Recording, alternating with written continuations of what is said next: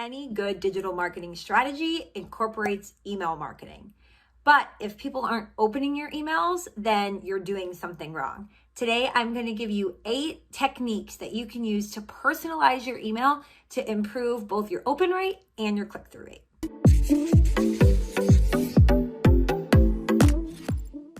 I'm Samantha Russell, and let's jump right in. So my first tip for you is to send the emails where the sender name, what shows up as the person who's sending your email, is a person, not your brand. So for instance, if my company was Russell Investments, instead of having the email come from Russell Investments, I'd have it come from Samantha Russell or Samantha at Russell Investments. The reason for this is simple, and that is we tend to open emails from people over companies or brands because they're more personal. So give it a try and see if it helps improve your open rate. The second thing is to try adding a photo to your signature. So this is really more not for client emails, but for prospecting. Having a photo that you include, again, just helps personalize the email, helps the person envision who it is that's emailing them. And then I always like to include a link to my LinkedIn account as well. That way the person can click over and see some of the great content I've been sharing and see that connecting with me and continuing to be on my email list is going to be worth their time because of all the great information I'm going to add. The third is to try using emojis in your subject lines. Now, I know so many people are going to tell me I cannot do this. I think it's just too, impersonal, not professional enough. But pay attention to your own inbox. And when you see an emoji in your subject line, you'll often notice that you pay attention to it because it stands out more. So you don't want this to get too gimmicky. You don't need to do it every single time. But using an emoji in your subject line does get more attention.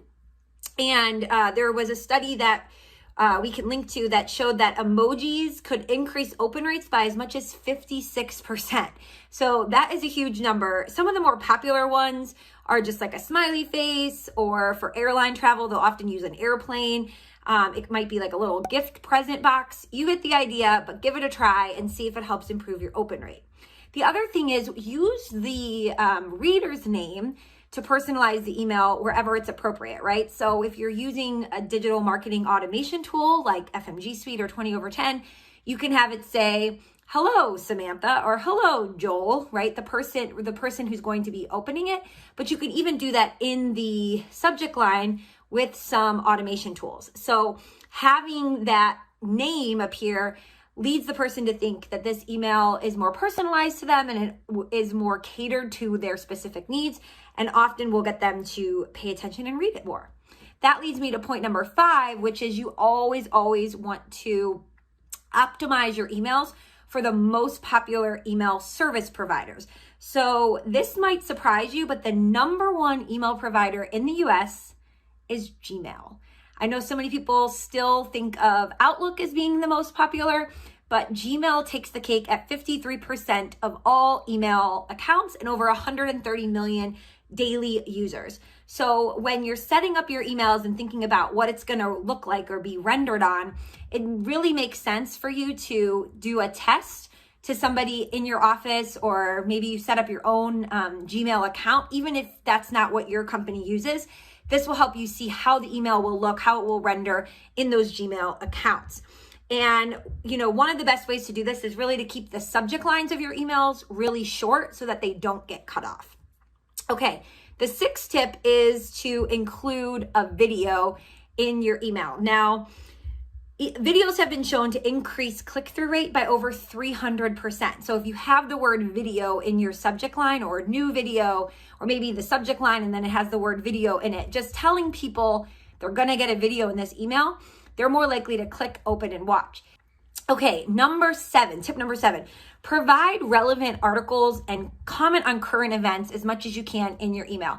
Evergreen content is nice, but actually FMG found just this past year that emails that were personalized, written by advisors, not just taking content that had been pre-written and was specific to current events, had 5 times the engagement rates of those that were not specific to current events and were not personalized. So what we mean by this is, if you have a list of people that are, already retired and there's a new law that comes out about minimum distributions that is going to affect that population, you would send that email specifically to that group because it's pertinent to just them.